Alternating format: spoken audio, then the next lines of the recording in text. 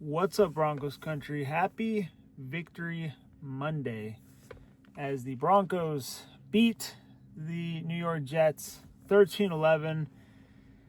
It was an ugly game. Can't deny that. But got the W. That's really all that matters at the end of the day. And we're here to recap it. So, first off, a couple things that I was reading here. Definitely very thankful that we have the elite defense that we have. If our defense wasn't the defense that we have right now, I don't think we win this game. They held the Jets' offense to negative 10 passing yards. It was a dominant defensive day for Denver. And, it's just stuff that it sounds like it's made up, but no, that's literally what happened, which is the crazy thing about it. Seen a lot of fans complaining about Sean Payton's play calling in this game, which, there were some plays that were frustrating me, especially on, 3rd and long. They would hand the ball off, they weren't trusting Bo Nix to do what he does, use his legs or throw for the first down. So, definitely frustrating, but I hear where the fans are coming from. I feel the same way in some aspects of it. You want Sean Payton to give up the play calling? Feel like maybe that would be the best option, but I don't know. At the end of the day, I'm just a fan, so we kind of just go with how we see it, I guess. Another little note tidbit here. Bo Nix, he's all right in this game. The Jets defense they play tough against the Broncos offense. And one thing that I had been seeing from other Bronco content creators, weren't talking a lot about this. Look at the game last year against the Jets, right? What was the final score of that game? 10-9. What did the Broncos offense do in that game? They struggled mightily. Okay, so they ended up pretty much doing the same thing that they did in this game in London. Final score in this game, 13-11. Fourth quarter. What they do in this game? They go down late, score a field goal to take the lead, go by 2. And what they do last year? Went down in the fourth quarter late, kicked the field goal, took the lead. What did the defense do? Both times. Defense got the clutch stops. I actually believe the Jets went for a field goal late in the game, but they missed. Actually, right here. 50-yard field goal. He was no good, which this time they didn't even give him a chance to get the field goal. So, a lot better job by the defense this time, which, by the way, kind of similar in the game last year. 1 turnover apiece for both squads, just like in this one. Or actually, no, New York did not have a turnover in this game. This time, Bo Nix played a lot better than last season. He only had 60 yards last season's game, just like Justin Fields in this one with the 45 yards. So, total flipped of the script. Rodgers actually had a pretty good game last year against our defense, 225 passing yards. Bo Nix, 174 passing yards this time around, which last season, Broncos defense still balled out. They had 5 sacks against this team. And then this time they had 9 sacks. 9 sacks. That number right there is just insane. Because the Jets, they're still a professional football team, no matter how bad they are. But they did end up giving up 9 sacks, which is insane.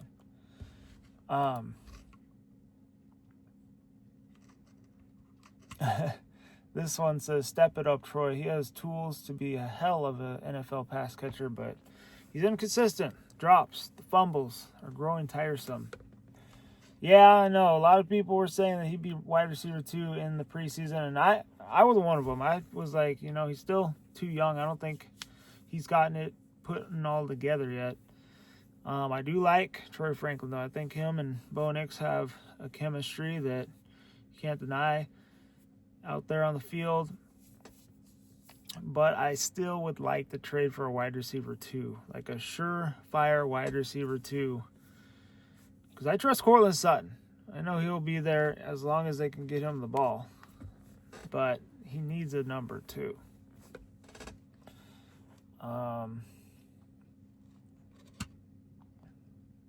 Another thing, I wasn't really seeing much of this during the game, but it says special teams isn't so special. Talk about how Darren Rizzi should be replaced. Heard about it early in the season, but in this one, didn't really hear much about that. Yeah, Jonathan Cooper, Nick Benito, they were awesome in this game. Evan Ingram had a clutch catch there in the fourth quarter to set up a drive for the field goal. But yeah, I mean, the biggest takeaway, the Broncos got the win. I mean, it did not matter to me how they got it. I literally said, just get the win. I don't care how you do it. It's a slugfest, and that's okay. Just get the win. You just got to figure out how to win each game in the different ways that they are presented you. And they did. Another thing, Matt Pert was awful in this game. People saying Ben Powers sucked. He doesn't suck as bad as Matt Pert did in this one. I mean, it was... Whew. That was rough. Definitely think they need to trade for another guard just to have a little more trustworthy depth. Woo! Because, that was tough to watch. Again, Quentin Williams, he dominated out there. I mean, last year and this year. I said that in the preview that I didn't want him to go off, and he did. And the offense struggled, but, thankfully we ended up getting the win again. But yeah, that's pretty much all of that. Let's go stats here. So, yeah, Bo Nix, 1930 for 1 touchdown, 174 yards passing. Fields, 9 of 17 for 45 yards. Lead rusher J.K. Dobbins, yeah, he had a comeback to earth game. 40 yards, only 14 carries. Breece Hall, 22 carries, 59 yards. So they did a good job shutting him down. I said they can't afford to let him go off. Evan Ingram had the most receiving yards on the Broncos, 42 yards, while Josh Reynolds, former Bronco on the Jets, had 3 catches, 25 yards. Ingram with 5 catches, by the way. Jonathan Cooper, 2 sacks. And Jermaine Johnson had a sack for the Jets. Those are the leading sacks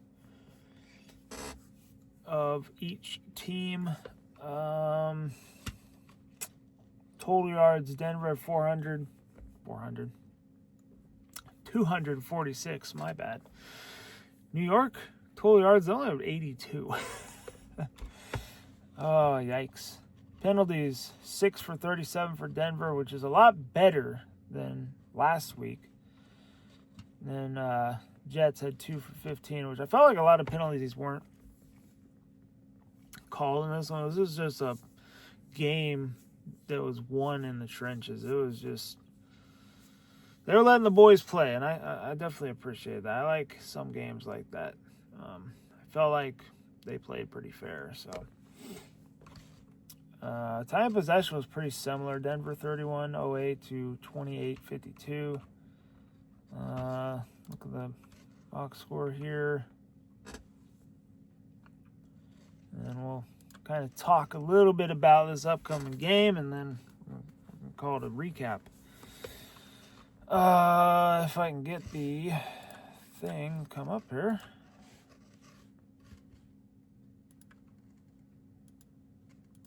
Well, this is awkward. I'm going to pause this and we'll come back when it comes up. Hey, we're back. Okay. Talked about Bo Nix. So, yeah. Second leading rusher was Bo Nix. Other than J.K. Dobbins. 5 carries, 24 yards. R.J. Harvey, 2 carries, 4 yards. Did not get a lot of carries in this one. Receiving Marvin Mims behind Evan Ingram. 2 catches, 30 yards. Adkins with 2 catches, 23 yards in that touchdown catch. RJ had 4 catches, 21 yards. Franklin had 3 catches, 19 yards. And then Cortland Sutton, yeah, they were not getting him the ball in this one. I think that was really the Jets' game plan, was to take him out. And you took him out, and Broncos offense struggled. Maybe that's the game plan. I don't know. I don't know if it was that or if it was just they're in London. Their body clocks were all screwed up. I don't know. The defense didn't matter. They were going to ball out no matter what. But, yeah, Cortland Sutton, the 1 catch, 17 yards, not good enough. Need to be better there. But, yeah, sacks. He had half a sack for Brandon Jones. Sack for Nick Benito. Justin Sternad had a sack and a half. Talanoa Funga had a sack. Jonathan Cooper with the 2 sacks. Yeah, I thought Jonathan Cooper, he probably the MVP of this game. He was on fire. Ioma Uwazurike, don't think I said that right, with a sack. Zach Allen with a sack. John Franklin Myers with a sack. The whole defense ate in this one, man. On that, Jets defense had a total of 1 sack, and that was the Jermaine Johnson sack. They recovered a fumble. Unfortunately, we gave them their first takeaway of the season. That's one thing that I was hearing going into this game. I was like, man, I hope we're not the team to do that. But I was like, just because I'm hearing this, it's probably going to happen. And sure enough, it did. Looking at their wide receivers, yeah, Josh Reynolds, other than him, the only other receiver with double digits receiving was Garrett Wilson, 3 catches, 13 yards. Man, that defense. Woo! I mean, there's only 2 other guys that had catches for yards.